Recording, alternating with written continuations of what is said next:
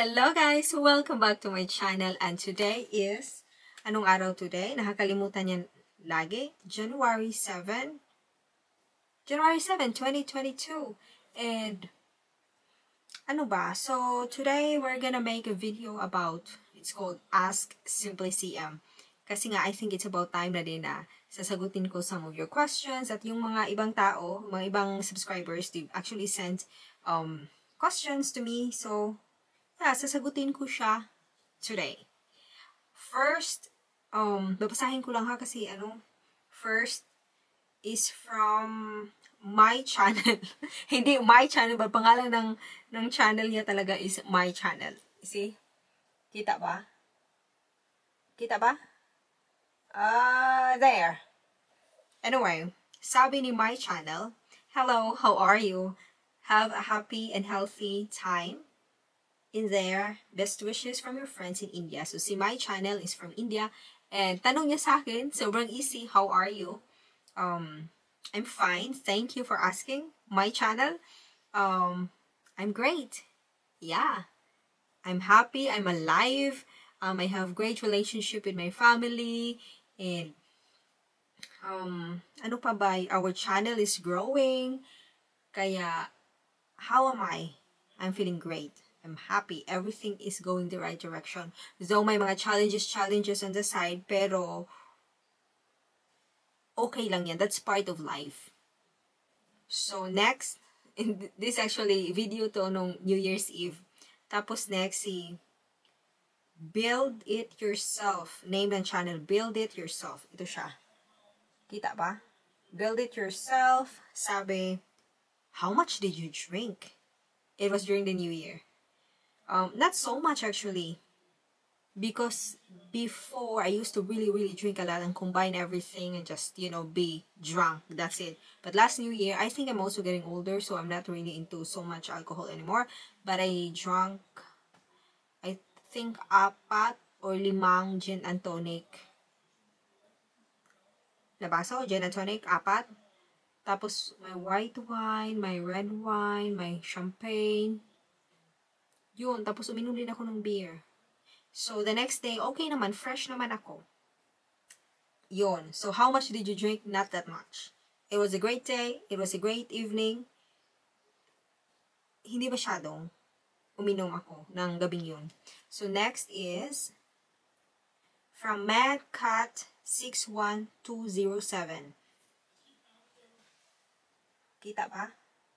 There.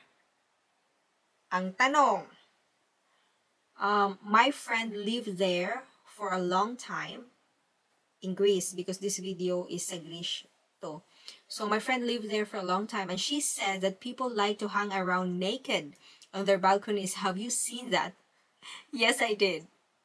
Yeah, it was actually really funny. It was morning and our balconies is like across is also their balconies, and I was just, it's morning time, I'll have my coffee, I went outside, and then the next thing I know, there were like 2 men naked, and there's also some girls, and they were in their bikinis, but the men were naked, and they were drinking their coffee as if it's the most normal thing in the world. And yeah, while they're drinking coffee, they're, looking outside, and so everybody could see them, but there was no malice, nothing at all. It seems like it was just normal. They're on vacation, and maybe it's normal for that part of the world. So yeah, I've seen some. Ganon. Pero actually dito sa Denmark, there's also some, but not in their balconies. Hindi ko pa nakita ng ganon. Kasi maginaw din, di ba? So I've seen some sa dagat, sa beach, ganyan. Tapos, naked sila. And the act, it's just normal. So I also act that it's just normal. Pero hindi ko ginawa. Tingin-tingin lang ako, ganyan. So that was from MadCat61207 asking me if I've seen people naked hanging out in the balconies. Next, we are this is from Lorraine. There, kita pa? There. Sabi niya, we are planning to visit Greece. We're planning to visit Greece din, kaso di namin alam kung saan. Your place is kinda nice. Asa ni nga lugar sa Greece? Oh, yeah, it was actually really nice there. It's called Crete. C-R-A-T-E. Sobrang ganda. Yung alam yung paglabas mo dun sa hotel mo, naka-line up na yung mga restaurants, yung mga things to do, ganyan. So, sobrang ganda. Shopping, dami. Yung dagat, andyan lang. Grabe talaga, parang nasa Pinas ka lang. Pero second time ko na doon sa Greece and first time na-enjoy ko. Second time, mas na-enjoy ko. And yung mga food nila, gustong-gusto ko din kasi parang nasa Pinas lang kasi may rice all the time. May mga, everyday there is, alam mo yung fresh fish, like fish of the day, yun ba? Yun ba yung tama? Okay. So, fresh na mga fish, ganyan, nakakain yung tibuok yung the whole fish talaga kasi normally dito sa Denmark, hindi nila sineserve yung buong fish. Pinifillet nila, tapos obviously walang ulo kasi ewan ko ba parang na-freak out sila pag may ulo yung isda. So, yun. So, sobrang na-enjoy ko doon. Malapit sa dagat. Yung shopping nila. Shopping. Ganyan. Mura lang din. Yung mga pagkain, parang Pinas lang din. Kasi may rice, may fish, may... Basta. Ang dami. Ang sarap. Tapos yung weather, sobrang din. Parang Pinas feel. Ganyan. Next is Nene Vloggers in Sweden. There you go. Tapos, sabi niya, kailan pa kaya makapunta diyan? Hihi. Sis, kung gusto mo talaga makakapunta ka doon, I mean, ang lapit lang ng Sweden, at ang Sweden at Greece, sobrang lapit lang, 3 hours flight lang ata. Tapos, mura lang din. Actually, yung ginawa namin ni Martin is, parang, anong tawag? Aulus Raisa. Parang the end travel, yung parang ganun, parang last minute travel, kasi mas nakakamura daw pag ganun. Pero, pwede namang, and that one is already included with the hotel, of course. Ganyan. Tapos, flight ticket. Nakalimutan ko na ilang binayad namin. But anyway, mura siya. Pero, pwede din naman na yung bilhin mo lang yung flight ticket at saka maghanap ka lang ng mga hotel na pwede mong kayo-stayin kasi ang dami talaga. May mga Airbnb din. Ganyan. So, kung gusto mo talaga sis anytime, I think pwede ka makapunta doon. Kasi ang lapit lang, Sweden at Greece. Next. From Tama-chan ASMR. There you go. Sabi niya, Dear Simply CM, do you enjoy the life of Greece? I always enjoy watching your videos. Life in Denmark was good and life in Greece is good, isn't it? Yeah, I really enjoyed Greece. I love to travel there again. Pero, medyo matagal-tagal pa bago ako pupunta again doon. Kasi, I'd love to maybe travel to other places na hindi ko pa napuntahan. Pero, in the future, in the long future, pupuntahan ko ulit yung Greece. Pero, hindi yun yung parang priority ko this time. And besides, hindi natin alam kung anong mangyari kasi Denmark is yung corona cases namin super high na naman. So, hindi muna tayo mag-travel. Delikado. Tapos madaming mga paperworks, ganyan, mga corona tests and everything to enter the country again. So, hindi na muna mag-travel. Pero, the question is if I enjoyed life in Greece. Yes, I did. And it was a good life in there. Hindi ko alam if you're really gonna live there. I'm not sure. Pero as a tourist, sobrang ganda. Next. Oh.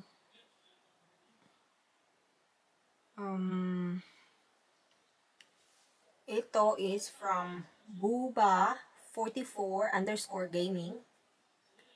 There you go. Sabi niya, very nice. My wife and I are going to Greece next year. How do you like it over there? I love it over there. You and your wife should go there and experience it yourself.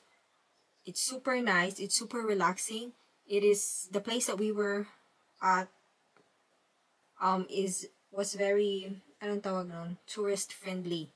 So everything you need is in there. Restaurant, shopping, the beach, the weather.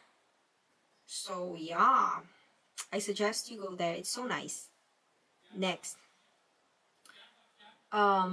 This is from Uncle Bread 316 Station. Kita ba? There. Sabi niya, mahal ba cost dyan sa Germany? I don't. Wala po ako sa Germany. Nasa Denmark po ako. Katabi po kami ng Germany. And I have to say, but nakapunta na ako doon 2 times. I have to say, mura lang siya. kumpara sa living cost dito sa Denmark. And actually, I know some people na who will travel to Germany just to shop kasi mas mura nga doon.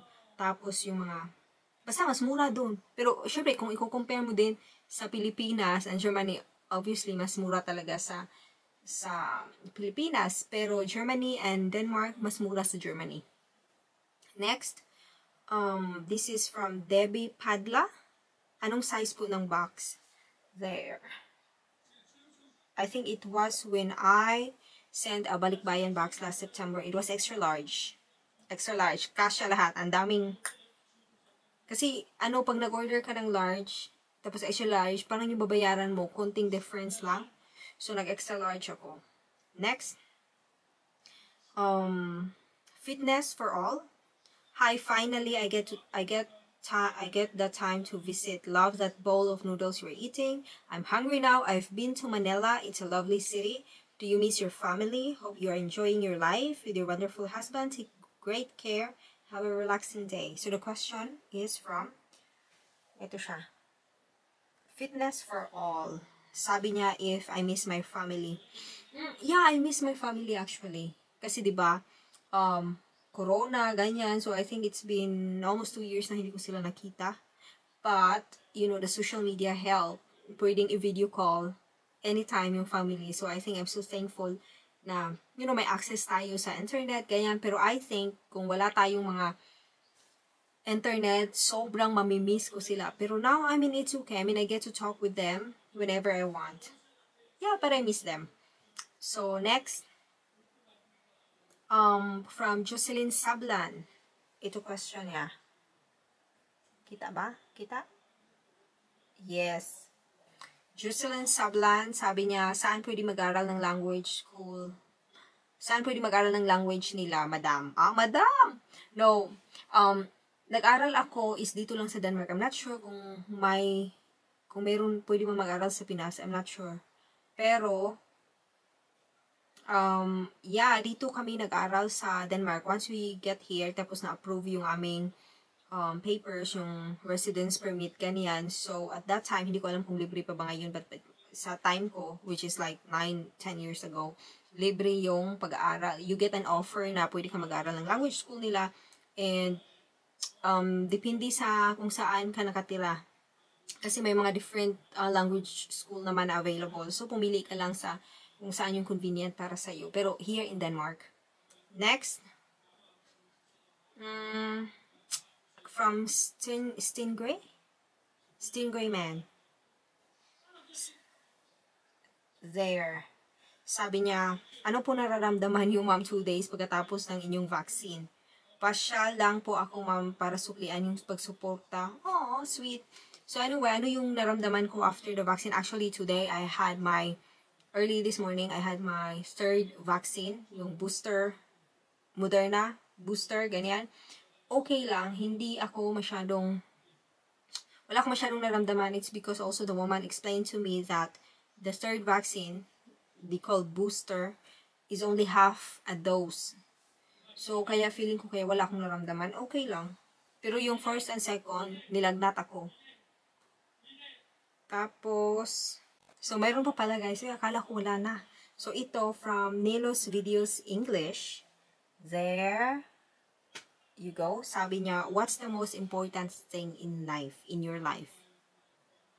What's the most important thing in my life? Actually, it is my family. Yun talaga, family. Pinaka-importante sa lahat-lahat. It's your family, your relationship with your family. Tapos, ilagay na din natin yung pera. Let's be practical. Kailangan natin yun para mabuhay, di ba? So, first, it's the family. Second, is the money. Like, to be honest. Next, from Indy Jones. Sabi ni Indy Jones, do you have a favorite dish? One thing you would never want to do without in life? Do you have a favorite dish? Ano ba? Gusto ko talaga yung, I don't know if it's Filipino, but I really, really like everything that is, fish. Favorite dish. Simple lang talaga. Yung kinikrave ko, hindi ko alam if it's my favorite, but the one that I'm craving right now is fried fish with vinegar and soya mixed together. I think that one. And then it could also be nilatan. Nilatan, that's a Filipino soup. Nilatan could be with chicken, with fish, with pork, ganyan. So yun. And one thing you would never want to do without in life. Ano ba? I think that's so deep. Want to do without in life. Isipin ko muna yan. Ano, peace of mind. I think. We're going to the deepest of the deep, huh? No, I think it's the peace of mind because feeling ko lang, if you don't have that, you'll never be happy. You'll never be, alam mo yun, you're always gonna be stressed out. You're always gonna be in like, sad and all that. But yeah, I'd love to have peace of mind talaga. Next, how young po and saan po kayo nakatira? This is from Benji. Kita ba? Yeah, there. So, it's from Benji Torres. Sabi niya, how young po and saan po kayo sa Pinas? I am 34 years young. Ang sweet naman, how young po. Anyway, I am 34 years old. By, in July, magsi-35 na ako. And saan ako sa Pinas? I came from Cebu City, Philippines. Actually, I was born in Bugo, Cebu, and then I grew up in Cebu City. My whole family, they still live there in Cebu. And ako naman andito sa Denmark. Next, from Lavi A. Lavi A. Kita ba? Kamnong. Kita? Yes, kita. Lavi A said, is there a place you never wanna go? Yeah. Wait lang. This question is from Lavi A. Try natin ulit. Kita ba? Kita? Yes, perfect. Sabi niya, is there a place you never wanna go? Yes, North Korea. Kasi, sa mga napapanood kong mga videos, documentary about them, it's like, it's scary to be there. Ang daming dapat puntahan. Ang daming dapat puntahan. Doon na lang ako. Ayaw ko doon sa North Korea. So, yun. Yun na ba? Ang bilis. Yun lang pala talaga. So, guys, yun. Natapos ko na yung mga questions. Maybe later on, gagawa na naman tayo pag may mga questions na naman kayo. And I just want to say thank you so much for watching. I enjoy it. I hope you also enjoyed. And, yeah, thank you so much for the support. And please continue to support the channel. We're growing. I'm so happy. So, yun. Thank you and enjoy the rest of your day.